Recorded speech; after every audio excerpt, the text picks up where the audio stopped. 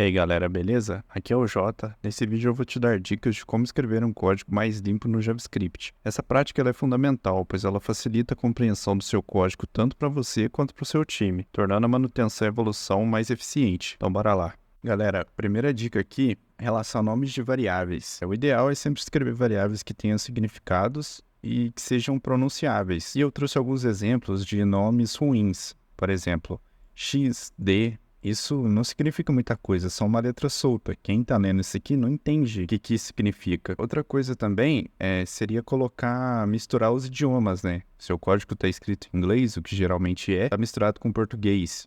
Isso também é uma prática ruim, deixa o código muito sujo. Outra coisa também seria misturar o padrão de escrita do código. Por exemplo, tá em camel case aqui, você chega e escreve em snake case. É bom seguir um padrão de escrita. Ou segue tudo em snake case, ou segue tudo em camel case. Geralmente isso é definido pelo time, pelo projeto. Então é bom seguir esse padrão também, deixa o código mais limpo, mais bem escrito. Agora eu trouxe aqui alguns bons exemplos de como fazer. Por exemplo, aqui um date.now. Eu sei que aqui seria a data atual em milissegundos. Então eu deixo bem descrito. Não tem problema deixar o nome da variável grande. É melhor o nome de variável grande que seja com um bom significado do que pequeno que significa nada e ninguém entende o que é aquilo. Então aqui são 3 bons exemplos. Um outro exemplo seria evitar o uso de números mágicos. O que é esses números mágicos? São basicamente números soltos no código que não tem muito significado. Então, 2 exemplos ruins aqui seria esse intervalo ou esse número, porque é difícil saber em quanto tempo esse intervalo. Melhor descrever em uma variável, uma constante, alguma coisa assim, que descreva melhor e fica mais claro. Outro exemplo aqui é o card's blocked. O card's blocked quando o code seria igual a 1, mas o que é 1? Você não sabe o que ele representa. Então, aqui 2 bons exemplos seriam eu criando uma constante, né? 1 hora em milissegundos. Então, eu seto esse valor para essa constante. Então, quem lê aquele código já sabe que esse intervalo roda de 1 em 1 hora. Então, fica melhor de entender ele. E no segundo exemplo, seria eu criar uma constante também, cards blocked by antifraud. Então, eu sei que esse cartão está bloqueado pelo antifraud. Então, a comparação aqui fica até mais fácil de ler. Fica mais intuitivo. Quem vai ler entende melhor o código. Mas uma dica seria evitar o mapeamento mental. Isso é bem comum. E é bem comum no uso de arrays.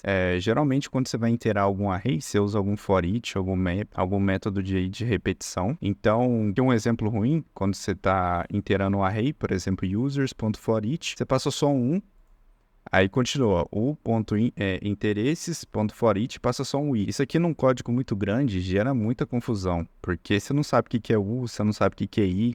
Você vai começar a se perder, pode começar a gerar bugs, começar a gerar problemas. E também quem está lendo esse código, imagina se fosse uma função bem grande, vai se perder muito fácil. Um bom exemplo seria, de fato, escrever ali no singular mesmo, o que é a sua entidade representando, por exemplo, users.forEach. Então, eu sei que aqui vai chegar um user. Aí, user, eu quero saber o interesse daquele user. Então, user.interesses.forEach de novo, interesse no singular. Então, eu sei que eu estou inteirando um interesse daquele usuário. Então, numa função bem grande, isso fica muito claro para quem está lendo, evita bugs e deixa o código mais limpo. Galera, aqui nas funções, uma boa prática é evitar múltiplos parâmetros nela, porque fica mais difícil de passar os parâmetros. Caso um desses parâmetros seja opcionais, você tem que passar todos. Aí fica ruim até de testar o código, de leitura também. Um bom exemplo seria agrupar esses parâmetros dentro de um objeto e esse objeto você passar aqui direto. Uma outra coisa ruim também de vários parâmetros é que você tem que passar tudo exatamente na mesma ordem. Com os objetos, não. Aqui você pode passar em qualquer ordem e se for algum parâmetro opcional, você só não passa no objeto.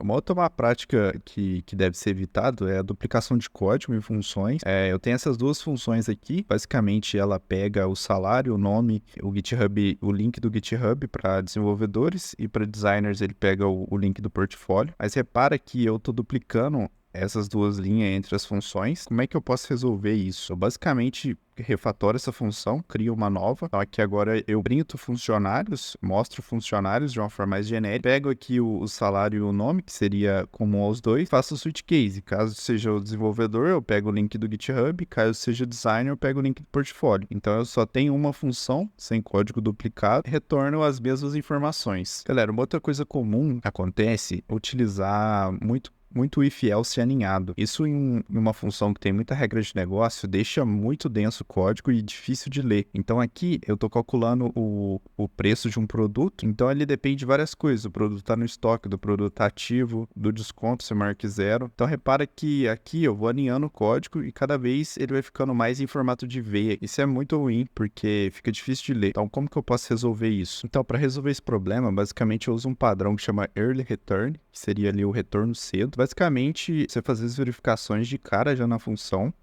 E caso a verificação seja ruim, né, aqui no caso o produto fora do estoque, ou não está ativo, ou o desconto é menor que 0, eu já faço o que é necessário, no caso aqui dá o log e retorno. Então eu já paro a função ali. Essa forma de escrita aqui deixa a função bem mais legível de ler e tem o mesmo comportamento. Então é melhor seguir com o early return do que fazer alinhamento de if else. Galera, entrando um pouco agora aqui na questão de comentários, esse é um tema um pouco até polêmico.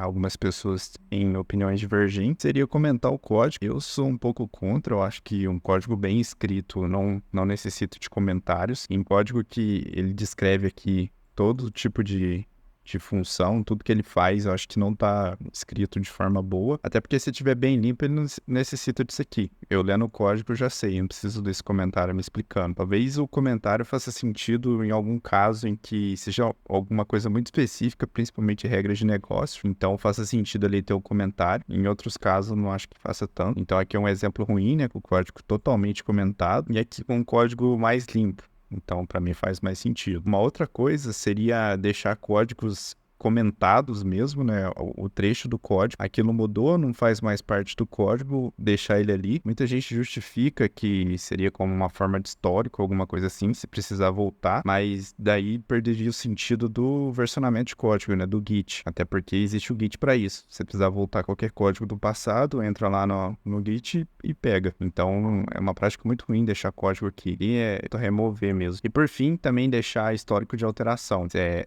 a mesma coisa do Git.